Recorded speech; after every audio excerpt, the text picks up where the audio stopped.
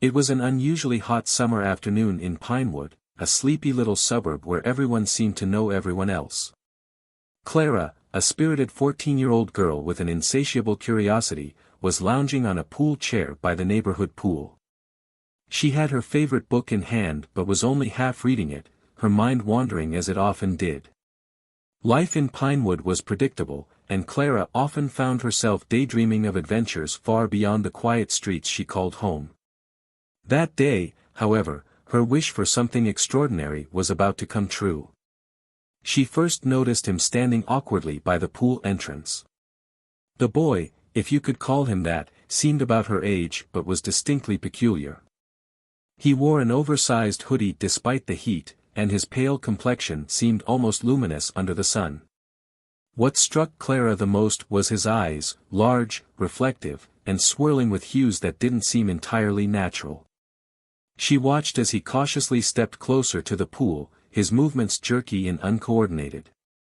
The other kids paid him little attention, too absorbed in their games and chatter, but Clara couldn't look away. Something about him felt different. Unable to suppress her curiosity, Clara stood and walked over to him. "Hey," she said, offering a friendly smile. "I don't think I've seen you around before. Are you new here?" The boy looked at her, his expression a mix of confusion and apprehension. After a moment, he nodded. "Yes. New." His voice was soft, almost melodic, but there was a slight unnaturalness to his pronunciation, as if he were still getting used to the language. "I'm Clara. What's your name?" He hesitated. "You can call me Zeno." "Nice to meet you, Zeno. Are you here to swim?"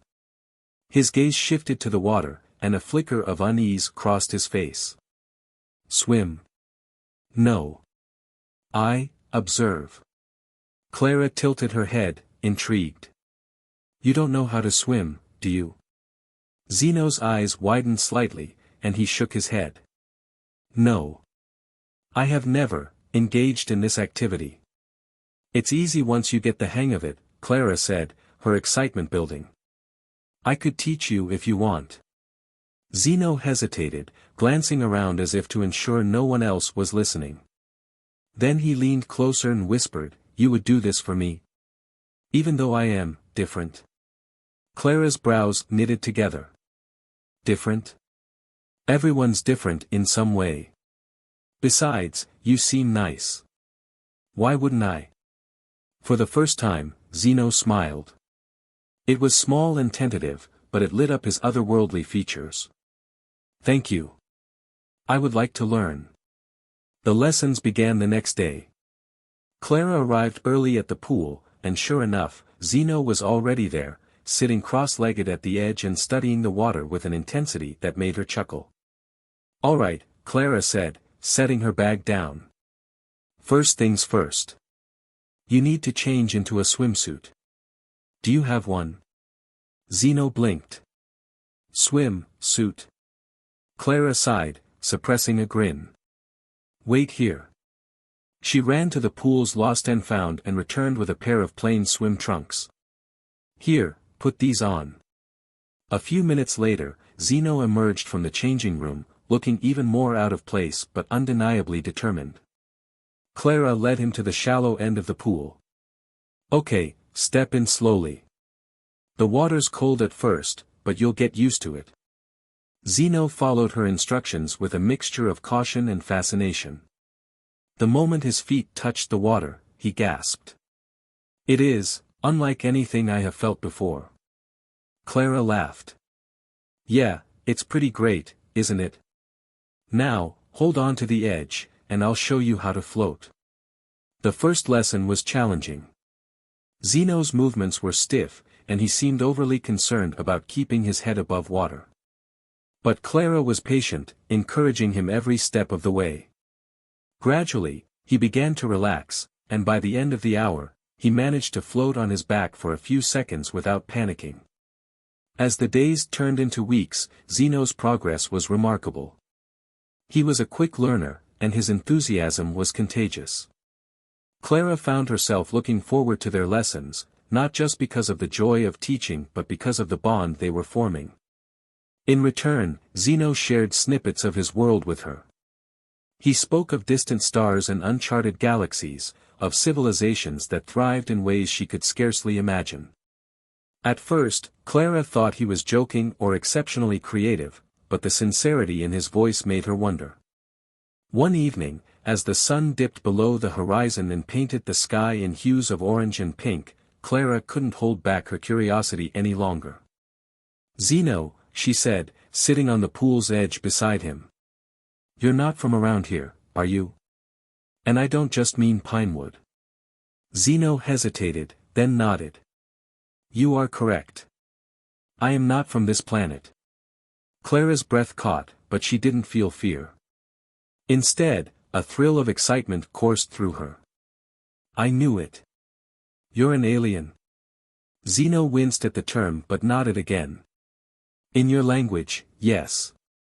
I am what you would call an alien." "That's amazing," Clara said, her eyes wide. "Why are you here?" "To learn," Zeno replied simply. "My people are explorers. We seek to understand and connect with other forms of life." Clara grinned. "Well, you're doing a pretty good job so far. You've already made a friend." Zeno's eyes softened. "Yes. A very good friend." Their lessons continued, but they became more than just about swimming. Clara introduced Zeno to other aspects of human life, music, movies, and even pizza, which he declared was the greatest thing he had ever tasted. In return, Zeno shared glimpses of his advanced technology and tales of his adventures across the cosmos. One day, as they were practicing diving techniques, Zeno's demeanor changed. He seemed distracted, his usual enthusiasm dampened. "What's wrong?" Clara asked, concerned. Zeno hesitated before answering. "My time here is limited. Soon, I must return to my people." Clara's heart sank.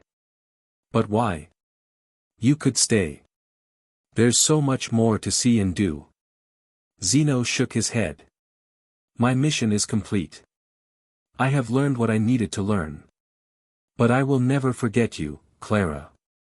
Tears pricked her eyes, but she managed a smile. "Promise me you'll visit someday." "I promise," Zeno said, his voice thick with emotion.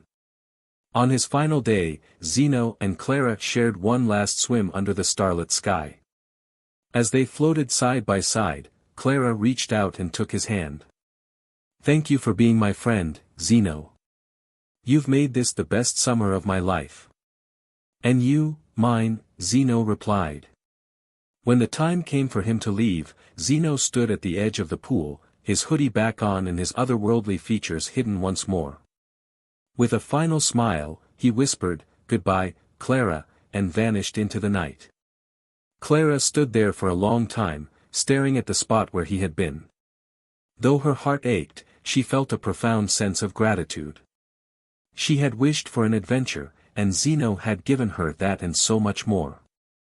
As the summer days gave way to autumn, Clara often found herself at the pool, gazing at the stars and wondering which one Zeno might be under. She knew she might never see him again, but she also knew their friendship had changed her forever.